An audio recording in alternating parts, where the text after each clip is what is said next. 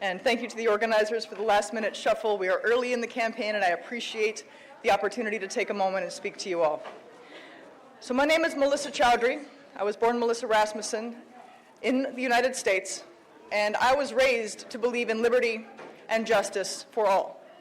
I stood up every morning as a little elementary school student and dutifully pledged my allegiance to the flag.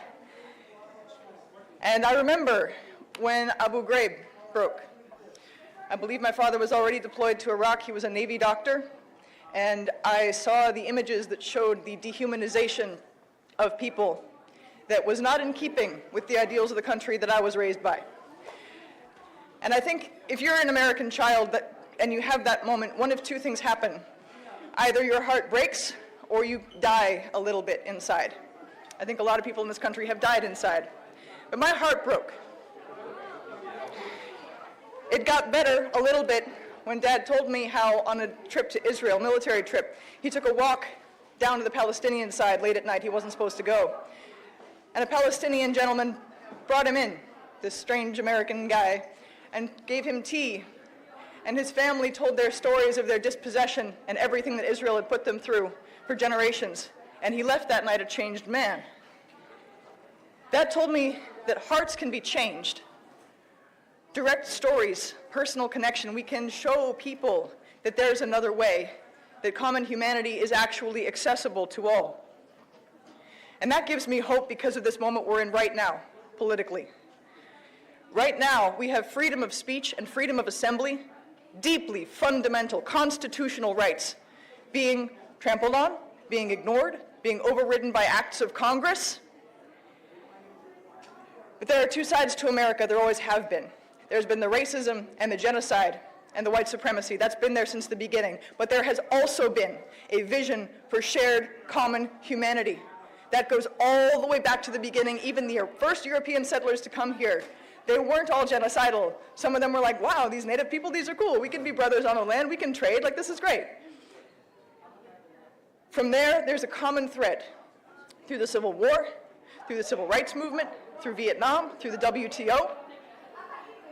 What is happening right now, speaking up for the human rights of Palestine, these liberated zones, this is in keeping with the very best traditions of what it means to be American.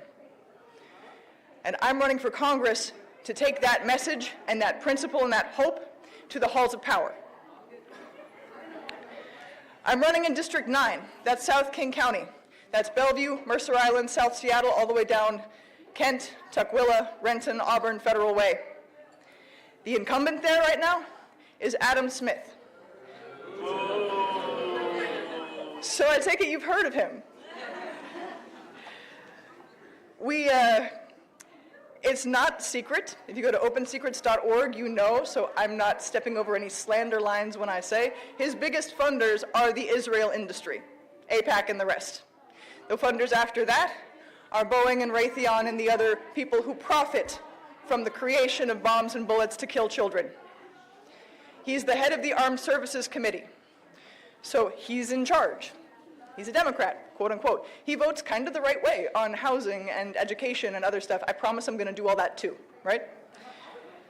But he takes $2 billion from his district in military taxes and he gives back $24 million. That's 100 to 1. And he uses that money to line the pockets of his billionaire donors. And, as you probably heard, he calls peaceful protesters like you, your friends, my friends, every one of these liberated zones, totalitarians and fascists for exercising our freedom of speech and assembly. And he claims to represent a district that is 60% people of color and 30% immigrants, my family.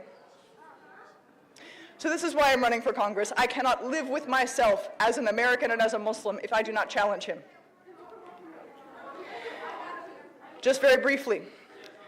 We were driving up today, and I saw American flag waving by the freeway. And that flag has meant a lot of different things to me at different points in my life. When I was a little kid, full of that innocent patriotism that most of us have for any country when we're small, I used to sing my heart out for it. And then that heartbreak kicked in like I was talking about, right? But today I was filled with a terrifying hope, a beautiful hope, that maybe with Palestine awakening the conscience of the country and of the world, Maybe if enough courage and humanity and hope and self-awareness and humility and power and strength flows through the veins of the good people of America, and there are a lot of us, maybe we can be the first country to consciously de-imperialize, to step back from our 1,000 military bases, to step back from our economic hegemony, to step into common humanity and being a responsible member of a richly diverse, beautiful, multipolar world with a rich and vibrant multiracial democracy at home. I don't know if that's possible, but I know that if it is, it's going to be thanks to everyone in this room and everyone like us, all of the immigrants who come here believing in the principles of liberty and equality and the American dream that America says we stand for. We could decide to make that real. All of the people of color, all of the Muslims who believe also in liberty and justice for all and common humanity, and everyone whose souls are intact, who chose to have their hearts broken rather than deadened. If we come together, we can make this real.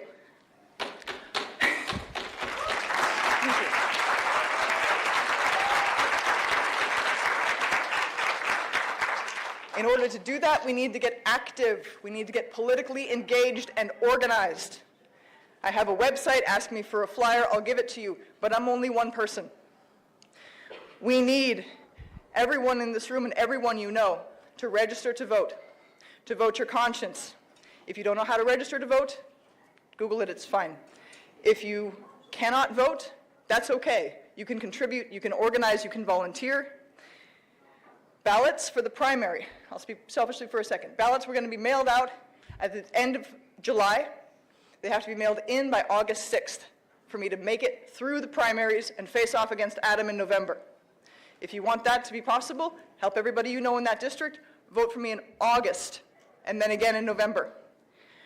Like our esteemed speakers said, we can free Palestine through political action if we work together. Together, we are unstoppable. Thank you.